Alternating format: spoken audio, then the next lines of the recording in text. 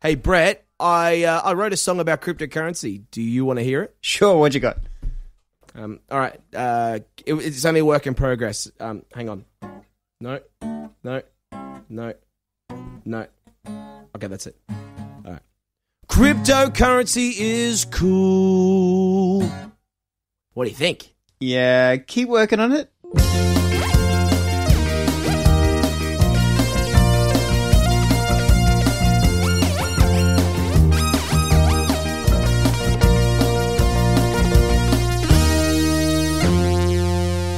Welcome to WTF is CryptoSpace. I'm Brett. And I'm Chad.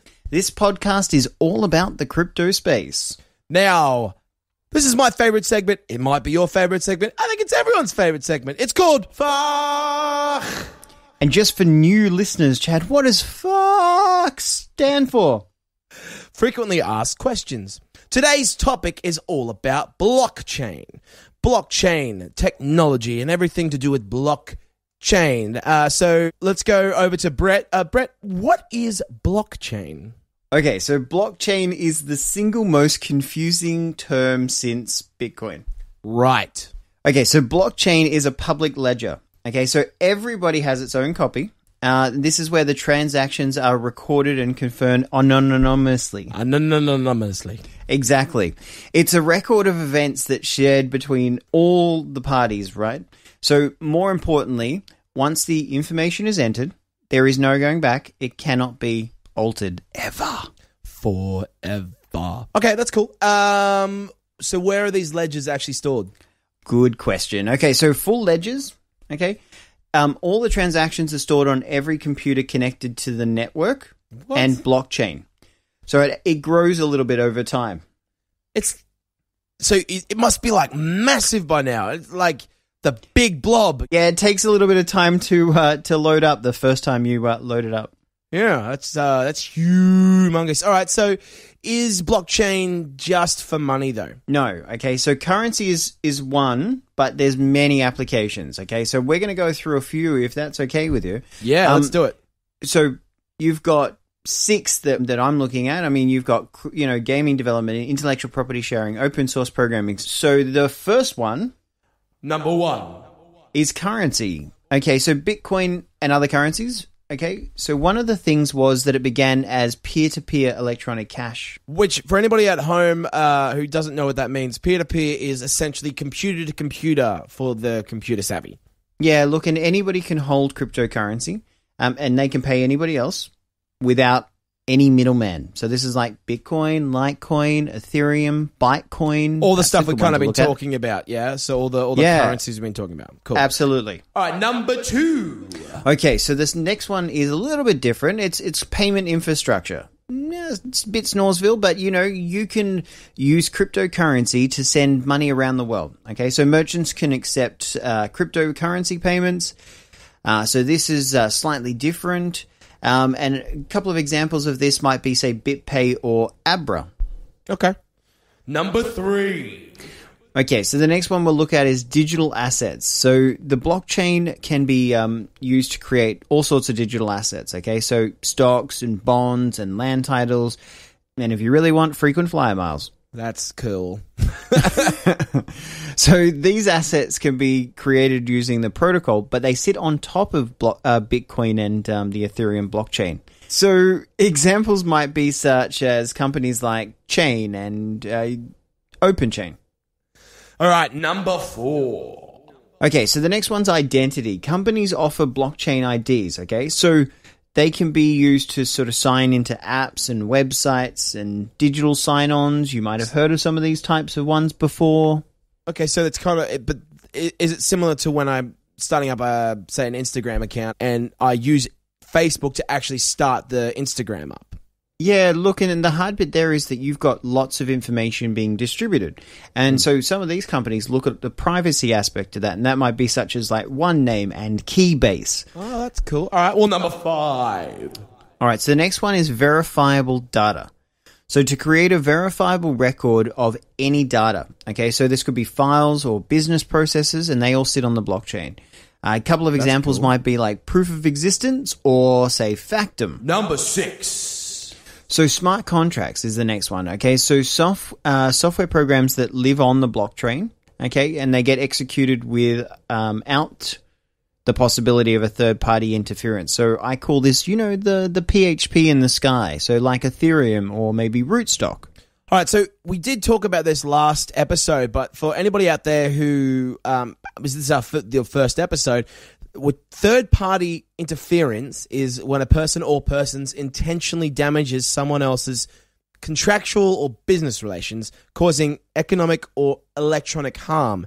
Examples of this could be hacking a bank account, changing a website, but the entire blockchain is designed to stop anyone from receiving information or money that's not theirs. Yeah, look, and this is going to have huge implications for the future of commerce amongst human beings. Unlike Google and Facebook, which do have security measures, blockchain cuts out the middleman, which is immeasurably more secure, right? Yeah, absolutely. It helps with money and other applications, so this is incredible stuff. Yeah, look, and interestingly, blockchain will take a lot of power and wealth away from companies that might even be relatively new, like Uber and Facebook. Uber? And look Uber, the car peeps. Really?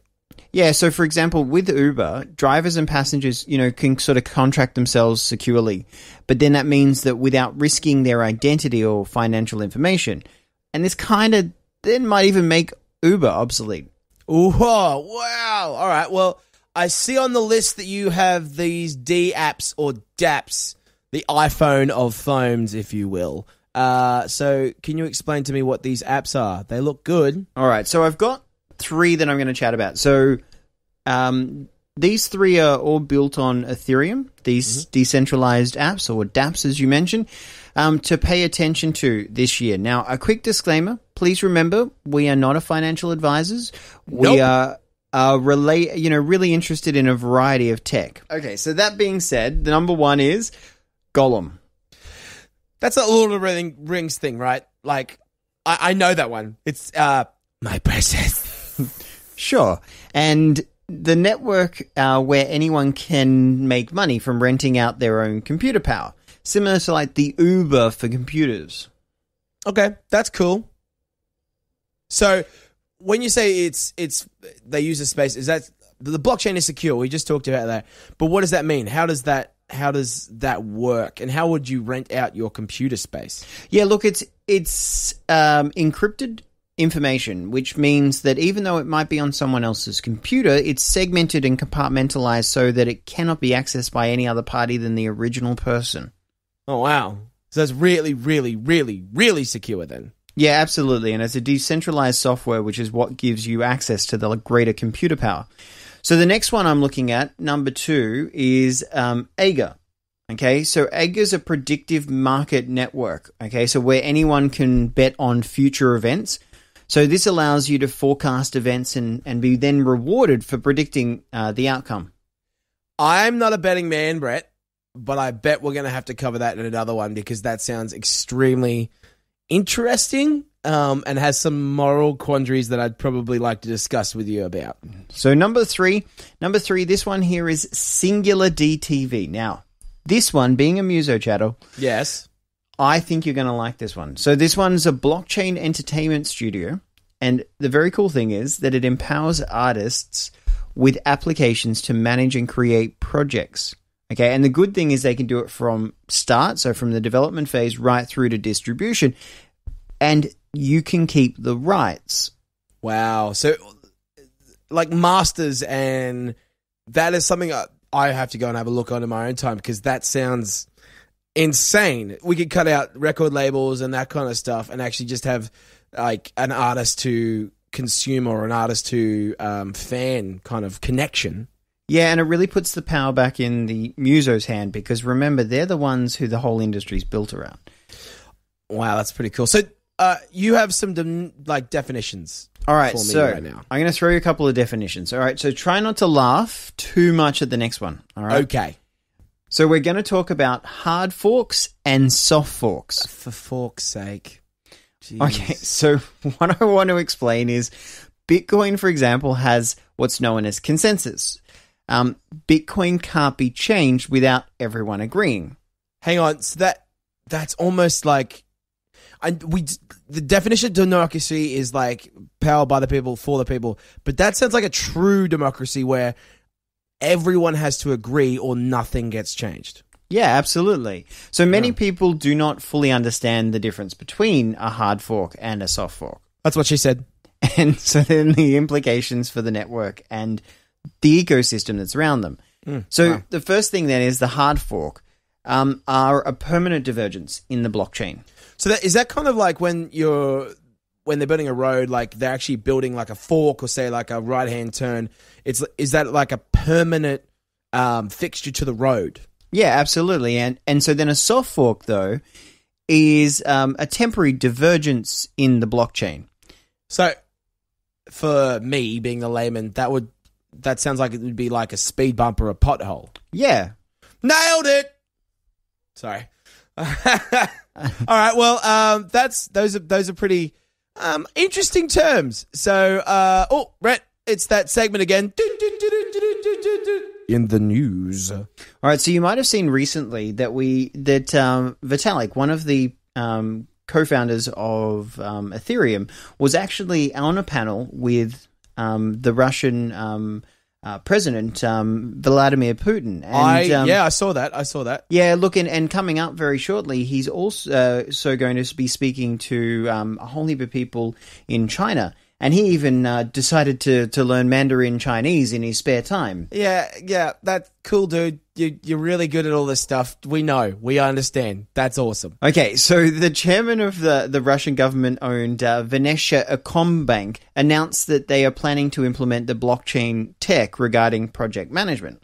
Wow, okay. So, but this is not the first time. Okay, so especially for a Russian bank, that they've sort of looked to use blockchain technology. So the Bank of Russia announced the full development of a technical prototype called a master chain. And the prototype uses blockchain along with Ethereum, okay, so for messaging between banks in the Russian financial system. And then you've got the CEO. So the CEO of Sberbank. Yeah, pronounced Sberbank. Like suburb bank. I just like the name. Herman Greff, okay, he's the CEO, stated that blockchain technology will be implemented in around 2.5 years for commercial applications. So this means that blockchain could even sort of go, a little commercial by the end of 2019. Yeah, well, that's hang on, Brett, hang on. I've got. How do we get the printer in here? I don't need. You have the news, I have the news. Hang on. Whoosh. There's a piece of news here. So let's go into a segment I like to call Steam Powered by Chad. Thanks for the intro, Chad. No problem. All right, well, I guess I'm doing this segment. Steemit. We talked about this last week. Steemit is a relatively new company founded in 2016 by Ned Scott and Daniel Lamar. Steemit is powered by blockchain technology and uses a new cryptocurrency to reward users who upload articles, images, commentary, that sort of thing. Other ways users can actually get paid is by sourcing or upvoting popular content. So it's a platform to earn and make Steem, which is their cryptocurrency that gets translated into Bitcoin or other cryptocurrencies in the crypto space. Yeah, I'm pretty excited about that. It honestly, guys, this is an amazing entry-level point for anyone who surfs the internet or creates content for websites or blogs.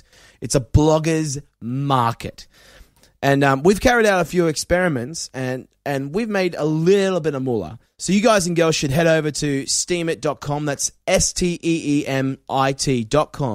The links are in the show notes below, and try it on for size. But I think, Brett, is that all we have this week? Yeah, that's it for this week. Well, ladies and gentlemen, if you've enjoyed this podcast, please go to whatever you're listening to us on, and rate, review, and share this with people, because we really want to connect with people on a one-to-one basis. We also have a Facebook group for people who want to do that. Oh, we do have a Twitter channel now, Chad. What is it, Brett?